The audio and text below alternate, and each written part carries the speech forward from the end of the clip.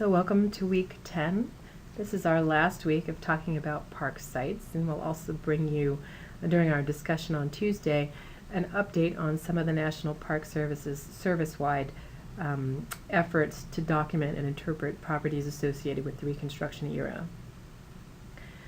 And the readings that Robert's assigned to you deal with the resurgence of the textile industry after somewhat of a collapse, particularly around cotton staples, during the Civil War. But today we're going to focus on one park here in the Northeast region, Lowell National Historical Park. And the park was created in 1978 and was given an unusual mandate which called for the Park Service to not only preserve and interpret the resources associated with Lowell's role in the 19th century Industrial Revolution, but also to become a catalyst or serve as a catalyst in revitalizing Lowell's, the city's physical, economic, and cultural environments. And the park has become something of a model for cultural heritage partnerships throughout the country, although this is not an uncontested revitalization strategy.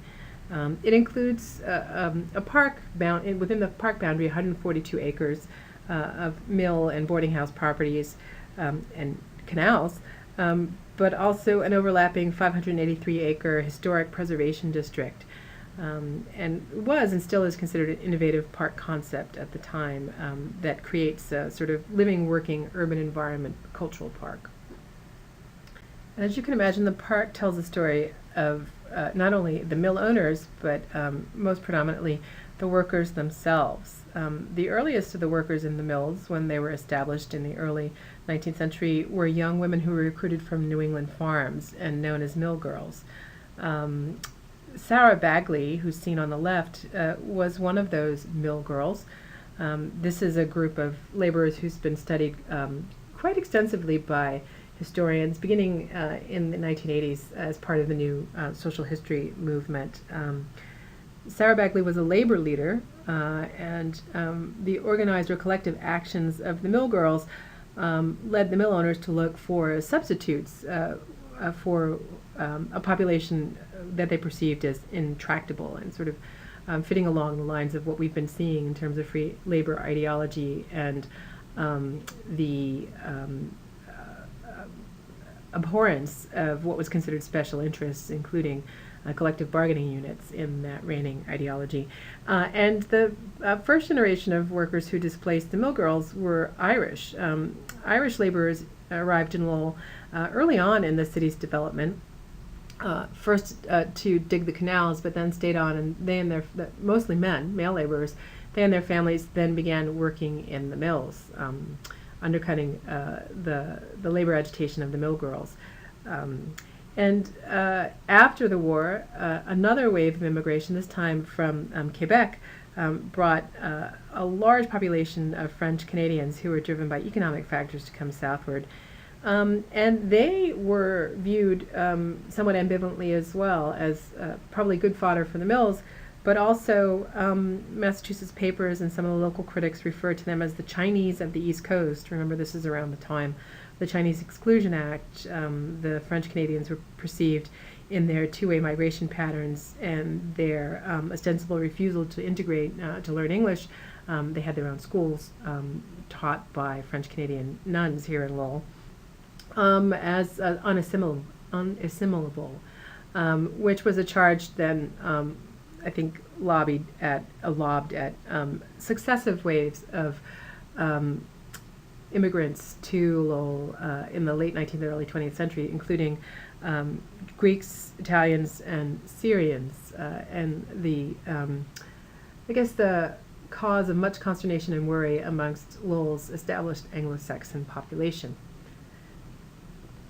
Now, aside from the immigrants, there was another group of outsiders, or somewhat outsiders, and that was a small African-American community which began arriving actually in Lowell close to the city's founding. By 1850, the African-American population in Lowell was just about 200 to 300, and they lived up in an area near Central Avenue, not far from the train station, although a walking distance from downtown. That area was subsequently, a lot of it was obliterated during urban renewal movements in the 1960s and 70s. Bob Ferrant at UMass Lowell, as well as Karen Thomas, a ranger at the park, have done some research about Lowell's antebellum African American community, and much of what I'm going to tell you is based on their research. There were a few black Lowellians who were employed at the mills. We don't know a whole lot about them. That research remains to be done. Two names that came up are brothers, William and Peter Lewis, who worked as mule spinners or skilled laborers during the 1890s. But for the most part, the African Americans whom we do know were in Lowell were small businessmen and entrepreneurs, as well as servants. Belvedere, the wealthy mill owner neighborhood up on the hill, had a colored butlers club that was advertised in 1842. And much of what Bob and Karen know about the African American community, they traced beginning with advertisements in local papers. Horace Foster was a prominent black Llewellyn, as was, I don't have a photo of him, John Levy. John Levy was a free person of color who described himself as West Indian, and he wrote a memoir that was published in 1871, I think, shortly after his death. Levy also worked as a barber, and more importantly, he was at the center of Lowell's abolitionist circles. Now, you might find it somewhat ironic that Lowell had a very active abolitionist community that included mill owners and superintendents. Lowell depended on southern markets both for the supply of cotton and as consumers or markets of its cheap textiles, which were known as slave cloth. One of Levy's close friends that he mentions in his memoir was Royal Southwick. He was a Whig abolitionist and superintendent at Lowell Manufacturing Carpet Mill Company, and he was also an active anti-slavery activist, as was his wife, Derexa, who founded the Lowell Anti-Slavery Society. In his memoir, Levy describes hosting a number of prominent abolitionist speakers in his home off of Central Avenue, during their appearances in Lowell, including Frederick Douglass, William Lloyd Garrison, and George Thompson, the British abolitionist. Apparently, his appearance provoked a riot that Bob and Karen believe was instigated by mill owners. There was a sizable population of conscience Whigs, including Nathan Appleton, one of the city's three founders, who was a funder of John Brown, and the gentleman in the top left corner, Linus Child, he was an agent for Kirk Boots Mills, and he worked closely with the man whose portrait you see below, Theodore Edson. He was the vicar at St. Anne's Episcopal Church, the church pictured there, which was a stop on the Underground Railroad and an integrated church, meaning that there were black and white members. As far as we know, there was no independent black church in Lowell. And both men were active in anti-slavery circles, as was Sarah Bagley, whom we saw earlier. Linus Child permitted anti-slavery petitions to circulate throughout the boot mills.